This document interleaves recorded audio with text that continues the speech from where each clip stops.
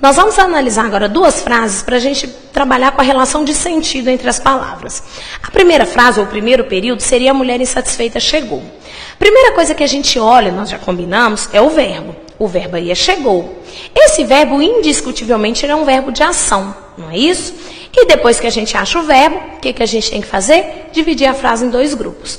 O grupo não verbal do grupo verbal. A parte que tem verbo da parte que não tem verbo. O primeiro grupo seria a mulher insatisfeita, o segundo grupo seria chegou. Cada um desses grupos terá uma palavra importante, terá uma palavra central, terá um núcleo. O núcleo do primeiro grupo será indiscutivelmente mulher. Por quê? Primeiro porque pelo nosso bom senso, a gente sabe que fizemos a frase para dizer que a mulher realizou a ação. Então, ele é o núcleo semântico da estrutura. Mas, mais do que isso, você tem de saber que o substantivo é sempre a palavra mais importante da expressão em que ele se encontra.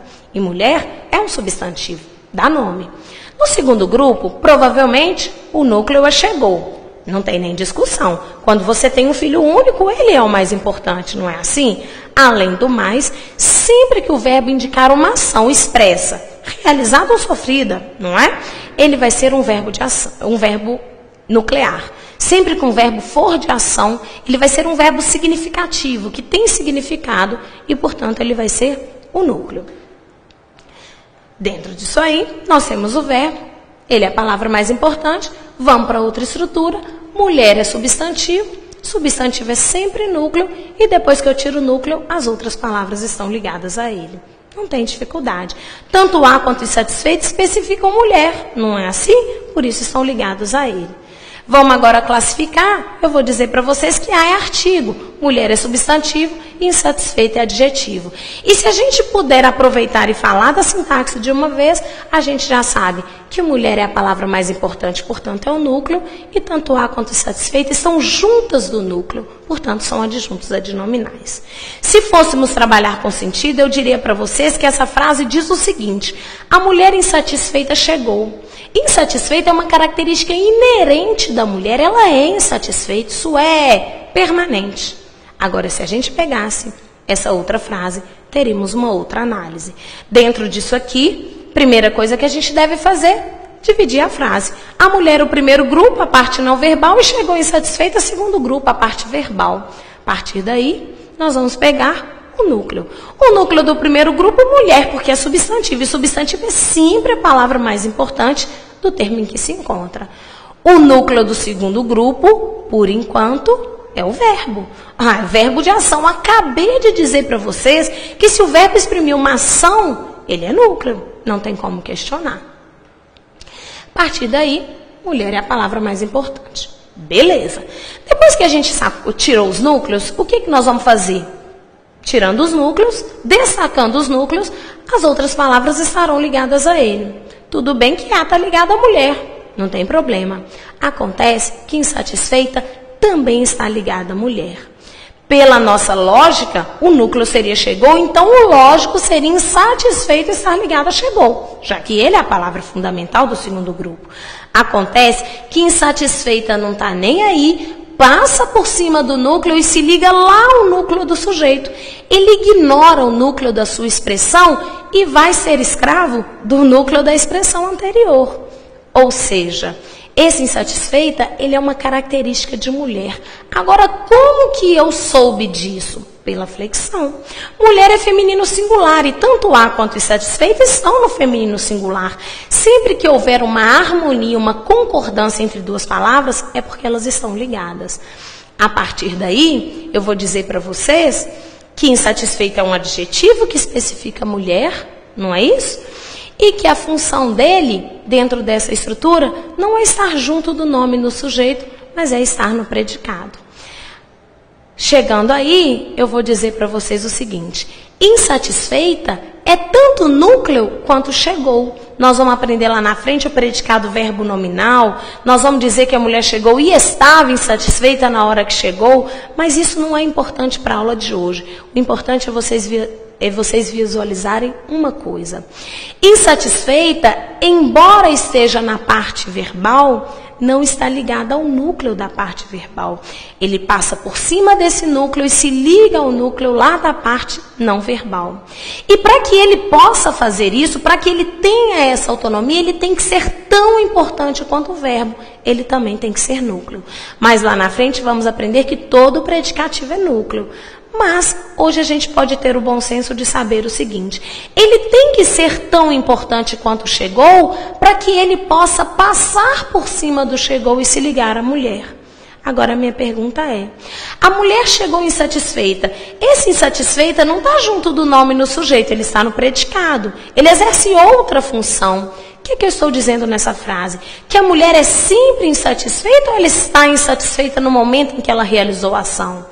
A mulher chegou insatisfeita, ou seja, ela chegou e neste momento ela estava insatisfeita.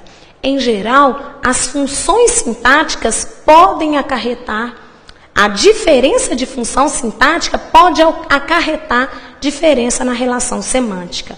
Traduzindo, a mulher insatisfeita chegou, eu não sei como ela chegou, eu sei que ela é sempre insatisfeita. Agora, a mulher chegou insatisfeita, eu sei que ela está insatisfeita na hora em que ela realizou a ação expressa pelo verbo. O adjunto adnominal lá em cima, ele era uma característica permanente. A mulher insatisfeita sempre é. O predicativo do sujeito, ele é uma característica transitória. Ela não é sempre insatisfeita. Ela está insatisfeita na hora em que ela realizou a ação expressa pelo verbo chegar. Tá bom. A partir daí, eu queria que vocês soubessem que o substantivo, sendo sempre núcleo, pode ter ligado a ele um artigo, um adjetivo, um numeral ou um pronome. Vimos isso lá no primeiro exemplo. Os meus 2 livros preferidos. Os artigos, meu pronome, 2 numeral, preferidos adjetivo. Todas essas palavras, quando se ligam ao substantivo, concordam com ele em gênero e número. Esse é um fundamento do português que tem que carregar para sempre. Toda palavra que se liga ao substantivo concorda com ele. Isso é regra de concordância nominal que nós vamos aprender lá na frente. Se o substantivo for masculino singular, tudo no masculino singular. Se ele for feminino plural, tudo no feminino plural. Além disso aí, nós temos uma classificação dos substantivos. Essa classificação ela não é cobrada com grande peso nos grandes concursos. Existem alguns cargos e alguns concursos que cobram, mas, em geral, isso tem pouco peso no português moderno. O substantivo ele pode ser classificado de 5 maneiras. E uma classificação não exclui a outra. Nós vamos trabalhar aqui, com isso vocês vão entender rapidinho. A primeira divisão seria a divisão do substantivo inconcreto e abstrato. Essa é uma divisão que dá uma discussão ampla. Tem aluno que fala, substantivo concreto é aquele que você pode pegar, abstrato é o que você não pode pegar. Isso é um pouquinho falho. Na verdade, gente, substantivo concreto é aquele que tem existência autônoma, não depende de outro ser para existir. Por exemplo, quando eu falo assim com vocês, mesa existe. Independente se eu acreditar, se eu puder pegar nela ou não, se ela estiver perto de mim ou longe, ela existe. Ela é um substantivo concreto. Agora, se eu falar com você a saudade que eu tenho da minha mesa, a saudade, ela já não tem uma autonomia. Porque o sentimento só existe se tiver alguma pessoa sentindo. Tem um teórico, tem um livro de um teórico que diz o seguinte: os substantivos abstratos, eles têm dependência dos substantivos concretos. Por exemplo, João é concreto. Agora, a tristeza depende do João sentir a tristeza para que exista. A beleza depende que o João seja belo para que ela exista. O substantivo abstrato depende de outro ser para que tenha existência. Daí eu posso dizer para você que beleza, cansaço, prazer, alegria, tudo é abstrato. Mas Deus é concreto. Ah, professora, mas eu não acredito em Deus. Tudo bem, opção sua religiosa. Acontece que você acreditando ou não, Deus existe, ainda que seja para você no mundo da ficção.